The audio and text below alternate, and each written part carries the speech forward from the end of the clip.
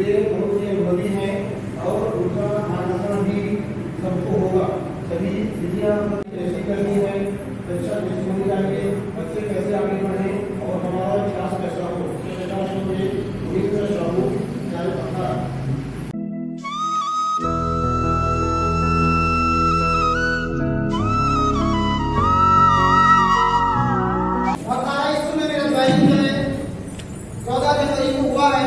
इसी सत्र में अचानक हुआ, लेकिन उसके बाद भी मेरे अनुभव और कुशलता को देखते हुए क्या आयोजन हुआ अवधि साहब आप अवधि बोलते हो, उसमें आप सभी को कई विषय पर किस प्रकार से बच्चों को आगे बढ़ाया जाए और हमारे देश के अलग अलग हिस्सों में हमारे जो आने वाले भविष्य है, हमारे विद्यार्थी हैं, उसको अलग अलग क्षेत्र में किस प्रकार से पहुंचाया जाए, इस पर मैं विचार व्यक्त करने का प्रयास करूंगा।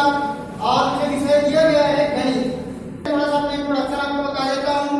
मैं एमएससी मैथमेटिक्स से किया हूँ और उसके बाद गैलेक्सी सीनियर सेकेंडरी स्कूल बखारा में कार्यरत थे। वहाँ तो सर और मैम करके बुलाते हैं। आपके सरस्वती स्कूल में बढ़िया संस्कार पूर्ण आचार्य और दीदी जो कि प्रथम स्कूल है और किसी भी स्कूल में सरकारी संस्था हो या प्राइवेट कहीं भी इस प्रकार की कोई भी चालीस स्थिति प्रस्तुत नहीं करते हैं शिक्षक के लिए। एक तो बहुत ही सम्मानीय शब्द है आचार्य और दीदी। इस प्रकार से मैंने गैलेक्सी स्कूल में एक साल में बहुत अच्छा विकास खंड हमारे जो बच्चे हैं कार्यरत हुए। विकास खंड स्तर पर चौथा स्थान लाकर पूरे गैलेक्सी परिवार का नाम रोशन किया। उसके बाद मेरा ज्वाइनिंग यहाँ पर सरस्वती शिशु मंदिर बखारा में हुआ है और मैं आज भी कंटिन्यू सारे बच्चों को गाइड करने का प्रयास कर रहा हूँ। मैं यूट्यूबर हूँ, यूट्यूब शिक्षक कॉलेज में पढ़ाता हूँ, व्हाट्सएप फेसबुक इंस्टाग्राम सारे जगह मैं सारे बच्चों को गाइड करने का प्रयास करता हूँ। मुझे न केवल हमारे छत्तीसगढ़ में बल्कि भारत में साथ ही साथ पूरे विश्व में देखा जाता हूँ, सुना जाता हूँ और सभी डॉक्टर इंजीनियर वकील और अलग अलग क्षेत्र के महान लोग मुझे जानते हैं, सुनते हैं, समझते हैं और मेरा उत्साह वर्धन कर आगे बढ़ाने के लिए प्रोत्साहित कर रहे हैं। मेरे भैया इंजीनियर्स हैं, वो जो दिल्ली में भी कार्यरत हैं और इस प्रकार से बहुत सारे ऐसे दोस्त हैं जो आर्मी में हैं। तो इस प्रकार से सारे लोग जो है मिलकर कहीं कहीं प्रोत्साहित कर रहे हैं और मुझे न केवल छत्तीसगढ़ में बल्कि पूरे भारत में और साथ ही साथ इंटरनेशनल जो श्रोतागण है वो मुझे सुनने का समझने का प्रयास करते हैं। जिस प्रकार से मैं लगभग 5 सालों से यूट्यूब पे काम कर रहा हूँ, बट टीचर लाइन में मुझे 2 साल हुआ है, दूसरा साल मेरा रनिंग है। इस प्रकार से मैं न केवल हमारे गणित विषय के लिए बल्कि मैं सभी विषयों के लिए अपने विचार व्यक्त करता हूँ। हम सब टीचर के साथ टीम बनाकर काम कर रहे हैं। आगामी वर्ष में हमारे पास एक वेबसाइट के थ्रू या फिर एप्लीकेशन के थ्रू या फिर एक एकेडमी के थ्रू हम पूरे भारतवर्ष को शिक्षा के क्षेत्र से जोड़ने का प्रयास करेंगे।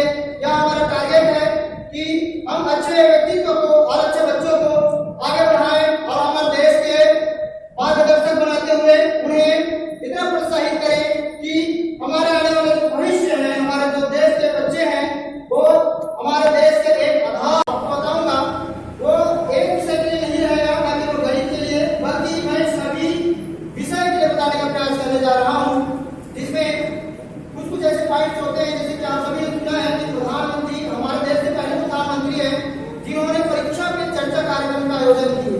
इससे पहले किसी भी प्रधानमंत्री ने हमारे भारत देश में कभी भी प्रकार की आयोजन नहीं किए और ये आयोजन है न केवल हमारे भारत में बल्कि पूरे वर्ल्ड लेवल पर किया जाता है। उनको 76% लीडरशिप मिली है पूरे विश्व में। ये हमारे पहले भारतीय हैं जिनको पूरे विश्व में 76% की लीडरशिप मिली है। तो कहीं ना कहीं ये भारत के लिए बहुत गौरवपूर्ण बात है कि हमारे भारत के व्यक्तित्व को आज पूरे विश्व में सुनने का प्रयास कर रहे हैं। एक समय ऐसा था जब भारत को गुलाम देश माना जाता था, आप सभी जानते हैं, है ना। एक छोटा सा स्टोरी बताऊंगा, शिक्षा के ऊपर है। जब एपीजे अब्दुल कलाम बहुत गरीब परिवार से थे, आप सभी जानते हैं, है ना। एपीजे अब्दुल कलाम बहुत गरीब परिवार से थे, एक समूही परिवार का मुसलमान थे। उसके बाद भी उन्होंने पढ़ाई किया। पढ़ाई करने के बाद सभी का रहता है कि हम जो है अपने पढ़ाई के जीवन से जुड़ते हुए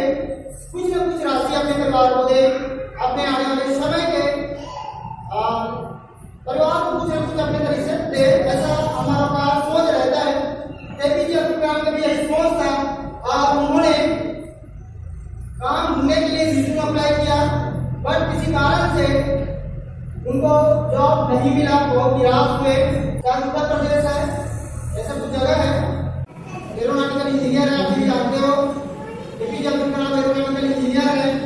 उन्होंने एरोनॉटिकल इंजीनियरिंग की है। ज्वाइनिंग लेटर आया था, ज्वाइनिंग लेटर में उन्होंने ज्वाइन किया और इसरो चले गए। और इसरो जाने के बाद और बहुत सारे ऐसी गतिविधियां उनको मिलती गई। और एक समय आया जब पूरी दुनिया इसे मिसाइल मैन के नाम से जाना, और अटल बिहारी वाजपेयी और कलाम जी की जोड़ी को भी सब लोग मानती है, जिन्होंने अमेरिका के नाम के नीचे से परमाणु बम का परीक्षण पोखरण में किया था, राजस्थान। पोखरण प्रशिक्षण आप सभी सुने हो। पोखरण में परमाणु बम का परीक्षण हुआ था।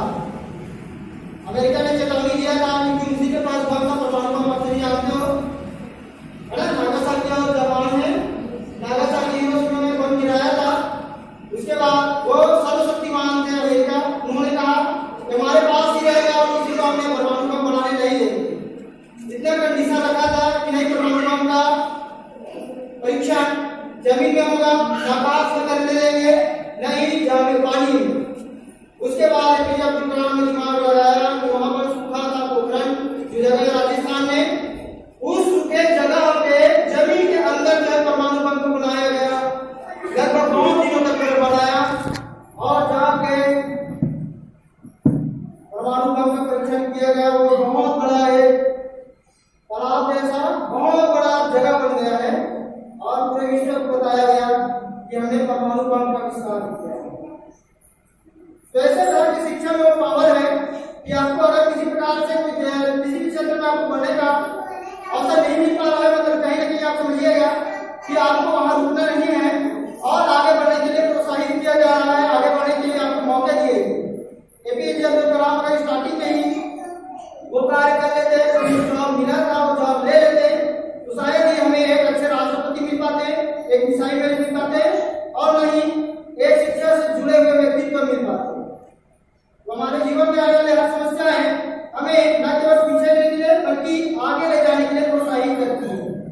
इस प्रकार से कंटिन्यू प्रयास होता रहा है और शिक्षा का मेन उद्देश्य यही है कि हमें निरंतर आगे बढ़ना चाहिए। शिक्षा का उद्देश्य कभी भी नहीं है कि आप नौकरी करें, नौकरी देना शिक्षा का उद्देश्य नहीं है।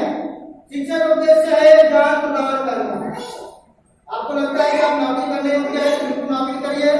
अगर आपको लगता है कि नौकरी तो नहीं करना है, हमें खुद का व्यवसाय कीजिए। आपको लगता है कि नहीं, हमें खुद का व्यवसाय भी नहीं करना है और लोगों को समुदाय बनाते हुए आगे बढ़ना है। तो सभी क्षेत्र में जो शिक्षा है अपनी योगदान देती है, एक महत्वपूर्ण योगदान दे रही है सभी के लाइफ।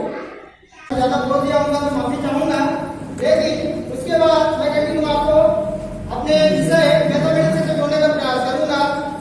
एक्चुअल में हम जो है बड़े बच्चों को समझाते हैं, तो वहाँ पर प्राइमरी वाले भी हैं, माध्यमिक वाले भी हैं, तो थोड़ा सा वर्ड में इंग्लिश निकाल जाए तो समझ आऊंगा, क्योंकि मैथमेटिक्स हम लोग पढ़े हैं, इंग्लिश नहीं रहता है, नसीब है।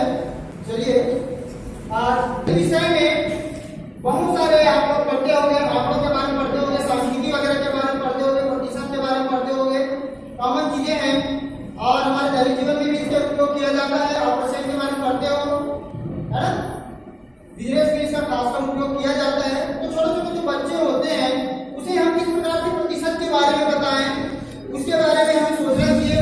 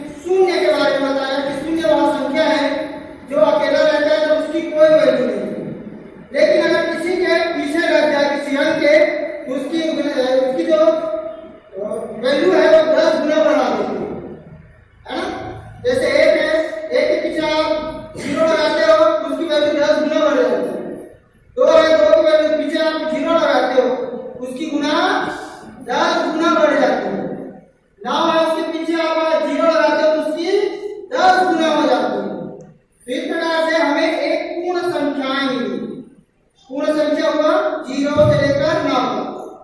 ठीक है, नोट कर रहे हो? पूर्ण संख्या में प्राप्त हुई। उसके बाद आया पूर्णांक, है ना? पूर्णांक संख्याएं होती क्या है कि कभी कभी हमें जो है अपने दैनिक जीवन में लॉस को साइन अप करता है। लॉस हम कहते हैं, लॉस कहते हैं, इसमें क्या होता है, हमें ऋण की अनुभूति होती है, कहीं ना कहीं हम कर्ज में रहते हैं। तो इन सारी चीजों को नोट करने के लिए, जानने के लिए अंकगणित में माइनस और प्लस, धनात्मक और ऋणात्मक संख्याओं का प्रारंभ हुआ। इन संख्याओं में आपका ऋणात्मक संख्या भी रहता है, 0 भी रहता है और धनात्मक संख्या भी रहती है। इन सारी संख्याओं को पूर्णांक संख्या बन जाऊंगा, तेरी वीणा की बन जाऊंगा, ऐसा दे मुझको माँ वरदान। जय माँ सरस्वती, जय माँ सरस्वती, विद्या बुद्धि की तुम ही माता, तो ईश्वर की देवी हो माँ। मैं भी जानूं सुर का सार, मैं भी जानूं सुर का सार,